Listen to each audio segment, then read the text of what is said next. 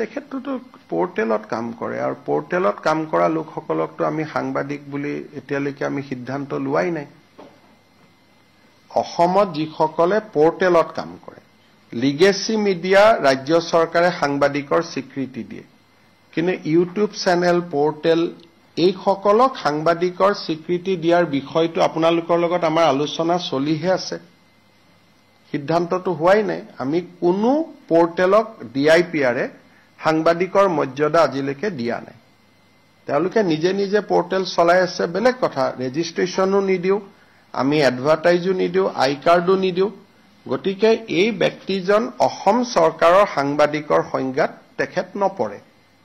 আমি অসমে এতিয়ালৈকে ইলেক্ট্ৰনিক্স মিডিয়া আৰু প্ৰিন্ট মিডিয়াৰ জাৰ্নেলিষ্টকহে আমি সাংবাদিক বুলি ধৰো আৰু আন পোৰ্টেল সমূহক এতিয়ালৈকে সাংবাদিক বুলি আমি ধৰাৰ সিদ্ধান্ত লোৱা নাই আৰু সেই বিষয়ে সাংবাদিকসকলৰ লগত আমাৰ আলোচনা চলিহে আছে আৰু তেওঁলোকে নিজে যদি বিচাৰে যে আমাক ৰেজিষ্ট্ৰেচন কৰক আমি তেওঁলোকক ৰেজিষ্ট্ৰেচন কৰাৰ কাৰণে ৰাজি আছো কিন্তু তেওঁলোক নিজেও আগবাঢ়ি অহা নাই সেইকাৰণে পোৰ্টেল জাৰ্নেলিষ্টসকলক যদিও ঘৰুৱা ভাষাত আমি জাৰ্নেলিষ্ট বুলি কওঁ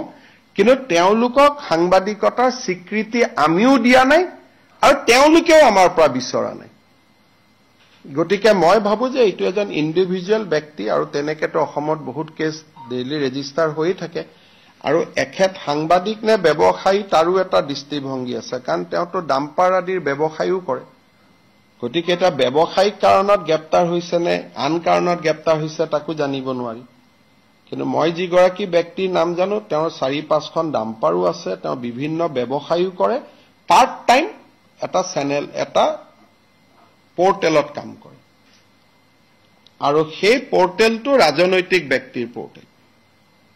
গতিকে এটা সাংবাদিকৰ ডেফিনেশনত আহিব নাই আমি প্ৰেছ ক্লাবৰ লগত কথা পাতিব লাগিব না প্ৰেছ ক্লাবে প্ৰতিবাদ কৰিছে কিন্তু প্ৰেছ ক্লাবৰ লগত এতিয়ালৈকে সিদ্ধান্তই হোৱা নাই যে পোৰ্টেলক সাংবাদিকত ধৰিম নে নধৰিম এতিয়া যদি তেওঁলোক আগবাঢ়ি আহে আমিতো ভাল পাম কাৰণ আজিলৈকে আমি এডভাৰটাইজো নিদিও একো নিদিও আমাৰ লগত কোনো সম্পৰ্কও নাথাকে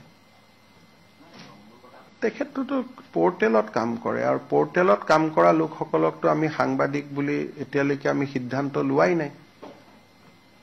অসমত যিসকলে পোৰ্টেলত কাম কৰে লিগেসি মিডিয়া ৰাজ্য চৰকাৰে সাংবাদিকৰ স্বীকৃতি দিয়ে কিন্তু ইউটিউব চেনেল পোৰ্টেল এই সকলক সাংবাদিকৰ স্বীকৃতি দিয়াৰ বিষয়টো আপোনালোকৰ লগত আমাৰ আলোচনা চলিহে আছে সিদ্ধান্তটো হোৱাই নাই আমি কোনো পোৰ্টেলক ডিআইপিআৰে সাংবাদিকৰ মৰ্যাদা আজিলৈকে দিয়া নাই তেওঁলোকে নিজে নিজে পোৰ্টেল চলাই আছে বেলেগ কথা ৰেজিষ্ট্ৰেচনো নিদিও আমি এডভাৰটাইজো নিদিও আই কাৰ্ডো নিদিও গতিকে এই ব্যক্তিজন অসম চৰকাৰৰ সাংবাদিকৰ সংজ্ঞাত তেখেত নপৰে আমি অসমে এতিয়ালৈকে ইলেক্ট্ৰনিক্স মিডিয়া আৰু প্ৰিন্ট মিডিয়াৰ জাৰ্নেলিষ্টকহে আমি সাংবাদিক বুলি ধৰো আৰু আন পোৰ্টেল সমূহক এতিয়ালৈকে সাংবাদিক বুলি আমি ধৰাৰ সিদ্ধান্ত লোৱা নাই আৰু সেই বিষয়ে সাংবাদিকসকলৰ লগত আমাৰ আলোচনা চলিহে আছে আৰু তেওঁলোকে নিজে যদি বিচাৰে যে আমাক ৰেজিষ্ট্ৰেচন কৰক আমি তেওঁলোকক ৰেজিষ্ট্ৰেচন কৰাৰ কাৰণে ৰাজি আছো কিন্তু তেওঁলোক নিজেও আগবাঢ়ি অহা নাই সেইকাৰণে পোৰ্টেল জাৰ্নেলিষ্টসকলক যদিও ঘৰুৱা ভাষাত আমি জাৰ্নেলিষ্ট বুলি কওঁ কিন্তু তেওঁলোকক সাংবাদিকতাৰ স্বীকৃতি আমিও দিয়া নাই আৰু তেওঁলোকেও আমাৰ পৰা বিচৰা নাই গতিকে মই ভাবো যে এইটো এজন ইন্ডিভিজুৱেল ব্যক্তি আৰু তেনেকেতো অসমত বহুত কেছ ডেইলি ৰেজিষ্টাৰ হৈ থাকে আৰু এখেত সাংবাদিক নে ব্যৱসায়ী তাৰো এটা দৃষ্টিভংগী আছে কাৰণ তেওঁতো ডাম্পাৰ আদিৰ ব্যৱসায়ও কৰে গতিকে এটা ব্যৱসায়িক কাৰণত গ্ৰেপ্তাৰ হৈছে নে আন কাৰণত গ্ৰেপ্তাৰ হৈছে তাকো জানিব নোৱাৰি কিন্তু মই যিগৰাকী ব্যক্তিৰ নাম জানো তেওঁৰ 4-5খন ডাম্পাৰো আছে তেওঁ বিভিন্ন ব্যৱসায়ও কৰে পাৰ্ট টাইম এটা চেনেল এটা পোৰ্টেলত কাম কৰে আৰু সেই পোৰ্টেলটো ৰাজনৈতিক ব্যক্তিৰ পোৰ্টেল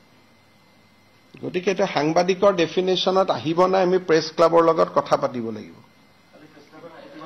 না প্ৰেছ ক্লাবে প্ৰতিবাদ কৰিছে কিন্তু প্ৰেছ ক্লাবৰ লগত এতিয়ালৈকে সিদ্ধান্তই হোৱা নাই যে পোৰ্টেলক সাংবাদিকত ধৰিম নে নধৰিম এতিয়া যদি